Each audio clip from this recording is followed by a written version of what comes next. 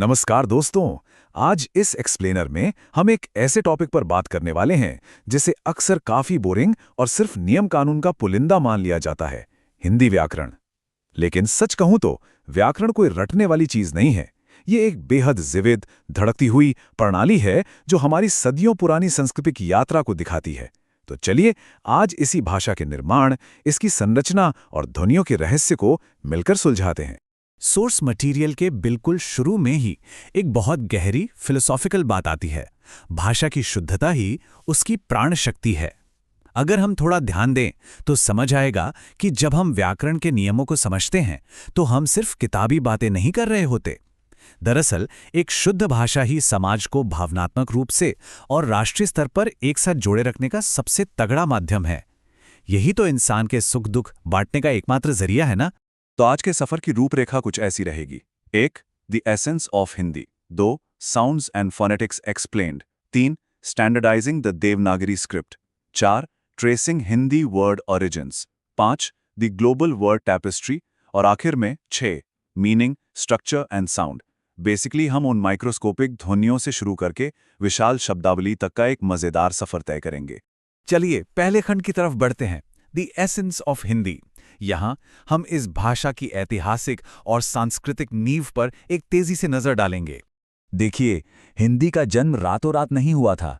इस टाइमलाइन पर नजर डालें तो सबसे पहले प्राचीन काल में आती है मूल भाषा संस्कृत। फिर वक्त के साथ भाषा बदली और क्लासिकल काल में इसने पाली और प्राकृत का रूप लिया। उसके बाद आया अपभ्रंश का दौर, जो एक ट्रांजिशनल यानी बदलाव का फेज था, और वहीं से निकलकर आई हमारी आज की आधुनिक हिंदी। भाषा बिल्कुल एक बहती नदी की तरह होती है जो समय के साथ अपना रास्ता बनाती है, रूप बदलती है और नई भाषाओं को जन्म देती है। अब स्रोत में शामिल इस प्रतिज्ञा यानी प्लेज वाले पृष्ठ पर अगर हम गौर करें तो ये सिर्फ किताबों के शुरू में छपी कोई आम फॉर्मेलिटी नहीं है। ये इस बात का प्रतीक है कि कैसे एक भाषा राष्ट्रीय सद्भाव और एकता को बढ़ावा दे सकती है।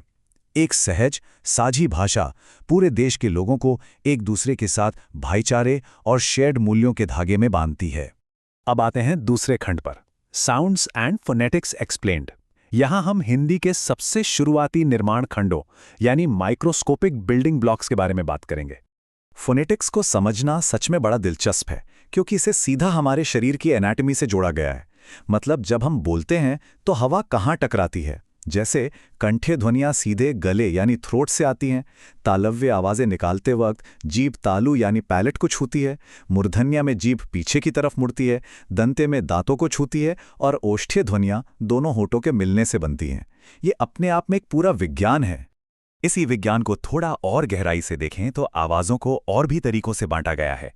जैसे घोष आवाज़ें वो होती हैं जिनको बोलते वक्त वोकल कॉर्ड्स में एक कंपन, एक वाइब्रेशन होता है जिससे एक भारी रेजोनेंस बनती है, और दूसरी तरफ अघोष आवाज़ें बिना वोकल कॉर्ड के वाइब्रेशन के निकल आती हैं। ये देखना वाकई लाजवाब है कि व्याकरण कितने करीब से हमारी फिजिकल एनाटॉमी से जुड़ा हुआ है। और हाँ, सांस छोड़ने की मात्रा के आधार पर भी इनका वर्गीकरण होता है। अल्प प्राणा में ध्वनि उच्चारित करते वक्त सांस की कम मात्रा बाहर निकलती है, लेकिन महाप्राणा में बोलते समय फेफड़ों से हवा का एक भारी झोंका एकदम से बाहर आता है। इन आवाज़ों को खुद बोलकर महसूस करना बड़ा आसान है कि कैसे हर शब्द के साथ सांस का बहाव बदल रहा है। चलिए अब आगे बढ़ते हैं तीसरे खंड पर, स्टैंडर्डाइजिंग द देवनागरी स्क्रिप्ट। एक भाषा जब देश भर में इस्तेमाल होती है तो उसमें बदलाव आना लाजमी है। इसीलिए भाषा विशेषज्ञों ने देवनागरी लिपि का एक स्टैंडर्ड फॉर्मेट तैयार किया। उदाहरण के लिए जब संयुक्त व्यंजन यानी कंजंक्ट कॉन्सोनेंट्स बनाते हैं तो खड़ी पाई या स्टैंडिंग लाइंस को हटा दिया जाता है। नाउन्स यानी संज्ञा शब्दों से केस मार्कर्स को अलग लिखा जाता है, लेकिन प्रोनाउंस यानी सर्वनाम में इन्हें जोड़ा जाता है। और क्लैरिटी के लिए दो शब्दों के बीच हाइफन्स का इस्तेमाल किया जाता है। ये छोटे छोटे नियम लिखित हिंदी को एक तार्किक ऑर्डर देते हैं। अब आवाज़ों और नियमों से आगे बढ़कर चौथे खंड में बात करते हैं ट्रेसिंग हिंदी वर्ड ओरिजिन्स। आखिर ये हजारों शब्द आए कहाँ से? उत्पत्ति के मामले में दो मेन कैटेगरीज आती हैं, तत्सम और तद्भव। तत्सम का अर्थ ही है उसके जैसा, यानी वो शब्द जो सीधे संस्कृत से बिल्कुल बिना किसी बदलाव के अपनी शुद्ध फॉर्म में हिंदी में आ गए। और तद्भव का मतलब है उससे उत्पन्न, यानी वो शब्द जो सदियों तक आम बोलचाल और आसान उच्चारण की जरूरत के कारण अपना रूप थोड़ा बदल चुके हैं। इस टेबल को देखकर ये लिंग्विस्टिक एवोल्यूशन एकदम साफ समझ आ जाता है। संस्कृत का अग्नि वक्त के साथ आसान होकर आधुनिक हिंदी में आग बन गया, चंद्रा बन गया चांद, दुग्धा बन गया दूध और सूर्य बदलकर सूरज हो गया। इन शब्दों ने सदियों का लंबा सफर तय किया है, सिर्फ इसलिए ताकि हमारी जुबान इन्हें बिना अटके और आसानी से बोल सके। चलिए अब 5वें खंड पर आते हैं, द ग्लोबल वर्ड टैपेस्ट्री। देखिए, हिंदी एक बेहद विशाल और समावेशी यानी इंक्लूसिव भाषा है।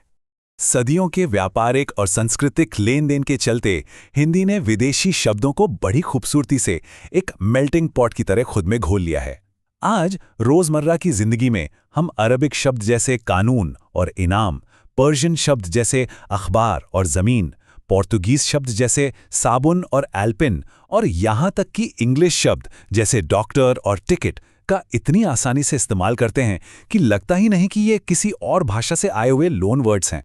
पर इस विकास का सबसे मजेदार रूप है संकर यानी हाइब्रिड शब्द। हिंदी ने क्या किया कि दो बिल्कुल अलग भाषाओं के शब्दों को जोड़कर कुछ नए ही शब्द बना दिए। इंग्लिश का टिकट और हिंदी का घर मिलकर बन गया टिकट घर। उसी तरह इंग्लिश का बॉम्ब और पर्शियन की वर्षा मिलकर बनी बॉम्ब वर्षा। भाषा किस तरह लोगों की जरूरत के हिसाब से खुद नए शब्द इन्वेंट कर लेती है, ये उसका एक शानदार एग्जाम्पल है। आखिर में हम आते हैं अपने छठे और अंतिम खंड की तरफ, मीनिंग, स्ट्रक्चर एंड साउंड। यहां हम देखेंगे कि भाषा किस तरह अपने शब्दों के जरिए असल जिंदगी के दृश्यों और आवाजों की बिल्कुल सजीव नकल करती है। ओनोमैटोपोएइक्स यानी ध्वन्यर्थक शब्दों को ही देख लीजिए। ये साबित करते हैं कि व्याकरण सिर्फ रूखे और बोरिंग नियम नहीं है। ये शब्द प्रकृति की आवाजों को एकदम जिंदा कर देते हैं। भेड़ बकरियों का मिमियाना, हाथी का जोर से चिंघाड़ना, कुत्तों का भौंकना या फिर पेड़ के पत्तों का हवा में खड़खड़ाना, इन शब्दों को सुनकर लिटरली ऐसा लगता है जैसे हम सीधे उस आवाज के बीच खड़े हैं। यही चीज भाषा को इतना खास बनाती है। तो इस पूरे एक्सप्लेनर में हमने देखा कि भाषा असल में विज्ञान और इतिहास दोनों का एक खूबसूरत मिश्रण है। तो एक आखिरी बात पर गौर करते हैं, जब हम शब्दों की इस माइक्रोस्कोपिक उत्पत्ति और इनकी बारीकियों को समझ लेते हैं, तो क्या इससे हमारे आसपास के इतिहास और संस्कृति को देखने का नजरिया बिल्कुल नहीं बदल जाता? व्याकरण दोस्तों सिर्फ कोई एग्जाम पास करने के लिए नहीं है, ये तो मानवता के एक दूसरे से जुड़ने की पूरी कहानी समझने की चाबी है। उम्मीद है इन तस्वीरों और इस सफर के बाद भाषा को देखने का नजरिया बिल्कुल नया और रोचक हो गया होगा। आज के लिए इस एक्सप्लेनर में बस इतना ही।